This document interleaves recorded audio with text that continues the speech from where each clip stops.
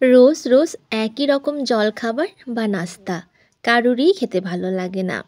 তাই আজকে আমি তোমাদের সঙ্গে শেয়ার করব তেল ছাড়া ভীষণই হেলদি আর টেস্টি একটা নাস্তা রেসিপি। আর বানানো ভীষণই সহজ আর খেতেও দারুণ টেস্টি হয়। তো আশা করছি আমার আজকের রেসিপি তোমাদের সবার অনেক ভালো লাগবে। ভালো লাগলে একটা লাইক দিয়ে চ্যানেলটিকে সাবস্ক্রাইব করার অনুরোধ থাকলো। তাহলে চলো ঝটপট রেসিপিটি শুরু করি। তো এই নাস্তা বানানোর জন্য প্রথমে এখানে একটা আমি মিক্সি জার নিয়েছি। তার মধ্যে নিয়ে নিলাম হাফ চামচ গোটা জিরে, 4টা কাঁচা লঙ্কা, 1 টুকরো আদা। এরই সাথে আমি নিয়ে নিচ্ছি এখানে 1 কাপ মটরশুঁটি। শীতকালে কিন্তু বন্ধুরা প্রচুর পরিমাণে মটরশুঁটি পাওয়া যায় আর দামেও কিন্তু সস্তা থাকে। তাই মটরশুঁটি দিয়ে আমি এই নাস্তাটি তৈরি করে দেখাবো। এবার এটাকে আমি পেস্ট করে নিয়েছি। আর ঠিক এরকম কিন্তু পেস্ট করতে হবে, একেবারে মিহি করা যাবে না, একটু দানা দানা রাখতে হবে, সেক্ষেত্রে খেতে কিন্তু ভালো লাগবে। এবার একটা প্লেটের মধ্যে এই পেস্টটাকে আমি ঢেলে নিচ্ছি। এবার এর মধ্যে দিয়ে দিচ্ছি একটা মিডিয়াম সাইজের পেঁয়াজ কুচি, দিয়ে দিচ্ছি কিছুটা ধনেপাতা কুচি। এরই সাথে দিয়ে দেব এখানে আমি হাফ চামচ মতো লঙ্কার গুঁড়ো, দিয়ে দিচ্ছি কিছুটা গরম মশলা গুঁড়ো, আর দিয়ে দিচ্ছি হাফ চামচের একটু কম আমচুর পাউডার, দিয়ে দিলাম স্বাদ মতো নুন। এবার এই সমস্ত উপকরণগুলোকে একসাথে খুব ভালোভাবে মিশিয়ে নিতে হবে। তো খুব ভালোভাবে মিশে নেওয়া হয়ে গেছে। এবার এই প্লেটটাকে আমি এক সাইডে রেখে দিচ্ছি। এবার এখানে একটা ফ্রাই প্যান বসিয়ে দিয়েছি, আর ফ্রাই প্যানের মধ্যে দিয়ে দিচ্ছি 1 বাটি জল, আর জলের মধ্যে দিয়ে দিচ্ছি সামান্য একটু নুন। এখানে হাফ চামচ মতো নুন রয়েছে, আর এখানে 4-5টা শুকনো লঙ্কা রয়েছে, সেটাকে আমি ছোট ছোট করে কেটে নিয়েছি। তো তোমরা চাইলে কিন্তু এখানে চিলি ফ্লেক্সও ব্যবহার করতে পারবে। আর দিয়ে দিচ্ছি এখানে আমি কিছুটা কারি পাতা, এখানে 5-6টার মতো কারি পাতা রয়েছে, সেটাকে আমি ঠিক এরকম ছোট ছোট করে কেটে নিয়েছি। এবার খুব ভালোভাবে জলটাকে একটু ফুটিয়ে নিতে হবে। তো জলটা আমার খুব ভালো মতো ফুটে গেছে। এই পর্যায়ে দিয়ে দিচ্ছি আমি 1 বাটি চালের গুঁড়ো। যেই বাটির মাপ করে 1 বাটি আমি জল নিয়েছি, ঠিক সেই বাটিরই মাপ করে 1 বাটি চালের গুঁড়ো দিয়ে দিচ্ছি। আর তোমরা চাইলে চালের গুঁড়োর পরিবর্তে কিন্তু সুজিও ব্যবহার করতে পারবে। এবার ঠিক এইভাবে অল্প অল্প করে দিতে হবে, আর খুব ভালোভাবে এক হাত দিয়ে নাড়িয়ে নিতে হবে। আর এ সময় কিন্তু আঁচটাকে একেবারেই লোতে রাখতে হবে।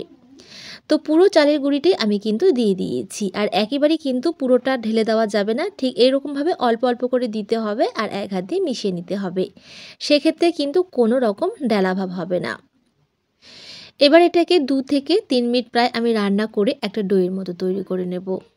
তো এই ফাঁকে বলবো বন্ধুরা, যদি আজকে আমার চ্যানেলে কোনো নতুন বন্ধু এসে থাকো, তাহলে অবশ্যই কিন্তু একটা লাইক দিয়ে চ্যানেলটিকে সাবস্ক্রাইব করে পাশে থাকার অনুরোধ থাকলো। তো প্রায় 2 থেকে 3 মিনিট রান্না করে ঠিক এরকম একটা ডোয়ের মতো তৈরি করে নিয়েছি। এবার এই ডোটাকে একটা থালার মধ্যে আমি নিয়ে নিচ্ছি। এবার এই ডোটাকে গরম গরম অবস্থাতেই কিন্তু মেখে নিতে হবে, সেক্ষেত্রে ডোটা কিন্তু খুব সুন্দর হবে। তাই হাতের মধ্যে সামান্য একটু তেল লাগিয়ে নিলাম। এবার আমি এটাকে মেখে নেব। আর যদি ঠান্ডা হয়ে যায় ডোটা, সেক্ষেত্রে কিন্তু ডোটা পারফেক্ট হবে না, শক্ত হয়ে যাবে। তাই গরম গরম অবস্থাতেই কিন্তু মেখে নিতে হবে। এবার ডোটাকে আমি প্রায় 2 থেকে 3 মিনিট সময় ধরে খুব ভালোভাবে মেখে একটা সফট ডো তৈরি করে নেব। তো বন্ধুরা, অবশ্যই প্রথম থেকে শেষ অবধি পুরো ভিডিওটি দেখার অনুরোধ থাকলো। আশা করছি আজকের এই নাস্তার রেসিপিটি তোমাদের সবার অনেক ভালো লাগবে। তো ডোটাকে দেখো খুব ভালোভাবে মেখে ঠিক এরকম একটা সফট ডো তৈরি করে নিয়েছি। এবার এখান থেকে আমি লিচি কেটে নিচ্ছি। ঠিক এরকম একটু বড় বড় করেই আমি লিচিগুলো কেটে নিচ্ছি, যেভাবে আমরা রুটি বানাই ঠিক সেরকম করেই কিন্তু লিচিগুলোকে আমি তৈরি করে নেব। তো একটা লিচি তৈরি করে নেওয়ার পর এবার এটাকে বেলে নেব। তার জন্য বোটের মধ্যে সামান্য একটু চালের গুঁড়ি নিয়ে নিলাম। চাইলে তোমরা তেল লাগিয়ে নিয়েও কিন্তু বেলে নিতে পারবে। এবার এটাকে একটা রুটির সাইজ করে আমি বেলে নেব। আর এই রুটিটাকে কিন্তু খুব বেশি মোটা করে বেলা যাবে না, একটু পাতলা করে কিন্তু বেলে নিতে হবে। তো রুটিটা আমার বেলা হয়ে গেছে। এবার এখানে একটা গ্লাস নিয়েছি। এবার গ্লাস দিয়ে আমি ঠিক এরকম করে কেটে নেব। এতে করে প্রত্যেকটি নাস্তা একই সাইজের হবে, আর দেখতেও কিন্তু খুবই ভালো লাগবে। তো একটা রুটি থেকে প্রায় 3টে নাস্তা কিন্তু আমার তৈরি হবে। এবার এক্সট্রা যে পার্টটা রয়েছে সেটাকে আমি তুলে রাখছি। পরে এটাকে আবারও বেলে আমি নাস্তা তৈরি করে নেব। এবার আগে থেকে যে আমি পুরটা তৈরি করে রেখেছিলাম মটরশুঁটির, তো সেখান থেকে 1 চামচ মতো পুর দিয়ে দিলাম। এবার এটাকে আমি সিল করে দিচ্ছি। আমি এখানে আমার পছন্দ মতো ডিজাইন করছি। তোমরা তোমাদের পছন্দ মতো যে কোনো ডিজাইন দিয়ে কিন্তু এই নাস্তাগুলোকে তৈরি করে নিতে পারবে। তো দেখো বন্ধুরা, একটা নাস্তা কিন্তু আমার তৈরি হয়ে গেছে আর দেখতে কিন্তু ভীষণ সুন্দর হয়েছে। আশা করি দেখে বুঝতেই পারছো। তো আরও একটা নাস্তা তোমাদের তৈরি করে দেখাচ্ছি।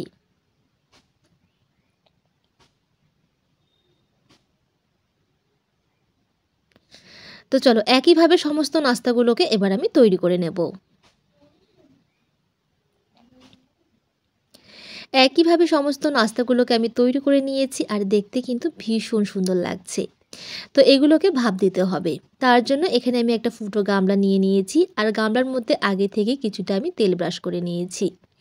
এবার নাস্তাগুলোকে এই গামলার মধ্যে আমি নিয়ে নেব। সমস্ত নাস্তাগুলো নেওয়া হয়ে গেছে, এবার এটাকে ভাপ দিতে হবে। তার জন্য একটা কড়াইতে আগে থেকে কিছুটা জল আমি গরম হতে বসিয়ে দিয়েছি। তো জলটা গরম হয়ে গেছে, এবার এই গামলাটাকে বসিয়ে দিয়ে এটাকে ঢাকা দিয়ে আমি 10 মিনিটের জন্য ভাপিয়ে নেব। তো চলো 10 মিনিট পর আবারও ফিরে আসছি। তো 10 মিনিট হয়ে গেছে, এবার ঢাকনা খুলে নিচ্ছি। আর দেখো বন্ধুরা, কত সুন্দরভাবে ভাপানো হয়েছে, আশা করি দেখে বুঝতেই পারছো। এবার এই গামলাটাকে আমি নামিয়ে নেব। তো এবার একটা প্লেটের মধ্যে আমি খুব সুন্দর করে সাজিয়ে নিয়েছি আর দেখতে দেখো বন্ধুরা কতটা লোভনীয় হয়েছে। তেল ছাড়া যে এত সুন্দর একটা নাস্তা বানানো যায়, না দেখলে কিন্তু সত্যি বন্ধুরা বিশ্বাস হবে না। আর খেতেও কিন্তু দারুণ মজার হয়। বাড়িতে অবশ্যই একবার ট্রাই করে দেখো, আশা করছি সবার অনেক ভালো লাগবে। ভীষণই হেলদি আর টেস্টি একটি নাস্তা। তো এখানে আমি শীতের সবজি মটরশুঁটি দিয়ে করেছি এই নাস্তাটি। তোমরা কিন্তু তোমাদের পছন্দ মতো যে কোনো সবজি দিয়েই কিন্তু এই নাস্তাগুলো তৈরি করে নিতে পারবে। তো চলো এবার আমি তোমাদের একটা ভেঙে দেখাচ্ছি। আর ভীষণ কিন্তু নরম হয় বন্ধুরা। যারা তেল খায় না তাদের জন্য কিন্তু এই নাস্তাগুলো একদম পারফেক্ট।